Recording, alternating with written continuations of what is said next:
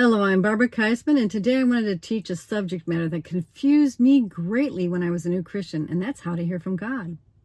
I would hear people say, God told me this and God told me that, and I thought, you can hear from God? How's that work? Well, there are many ways that God can speak to a person, through the Bible, through the words of Jesus, through your authority figures, through circumstances. But today I wanted to talk about how God can also speak to your thoughts. Now, I'm going to give scriptures. And then I'm also at the end going to give a personal story of how that played out in my life. But first, let's go to scripture. We're going to go to Matthew 16, and Jesus is talking to his disciples, and he says, who do people say I am? And they say, well, some people say you're John the Baptist. Some people say you're Elijah. And he goes, well, who do you say I am? And Peter answers, and he goes, you're the Son of God, the Messiah. And Jesus says, Peter, flesh and blood didn't reveal that to you, but my Father in heaven dropped that thought into your mind. God himself revealed that to you, Peter. Well, that teaches us that God can put thoughts in our minds. Now, a paragraph later, Jesus is telling his disciples how he has to die and he's going to be buried and rose again. And Peter goes, no, never, Lord, never. And Jesus looks at Peter and goes, get behind me, Satan. You don't have the things of God in mind. You have the things of man in mind.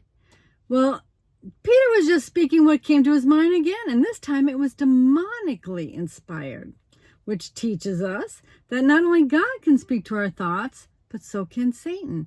And so you need to test the spirits to make sure you're hearing from God. Now, how this played out in my life?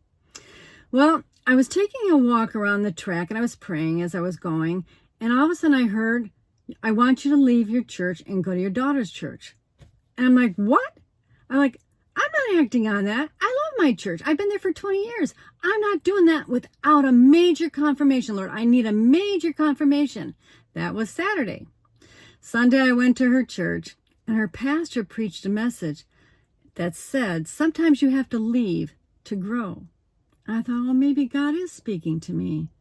I thought, well, I'm going to ask my daughter what she thinks. And so I walked up to Carla, and I said, Carla, I have a question for you. And she goes, stop. Not kidding. Stop. And she goes, I told my husband this morning that you were going to tell me that you were going to leave your church and start attending our church. I thought, wow, what else can I say? So what did I do next? I went to my pastor, told him what happened, and he agreed. God was redirecting my path, and I obeyed the voice of the Lord and started to attend my daughter's church. I was not willing to move forward with just a thought in my mind without a major confirmation. And you must test the spirits, especially if it's major. God is able to give you a confirmation. I didn't do anything to manipulate that confirmation. I just asked for it and waited for it to happen, and he confirmed it.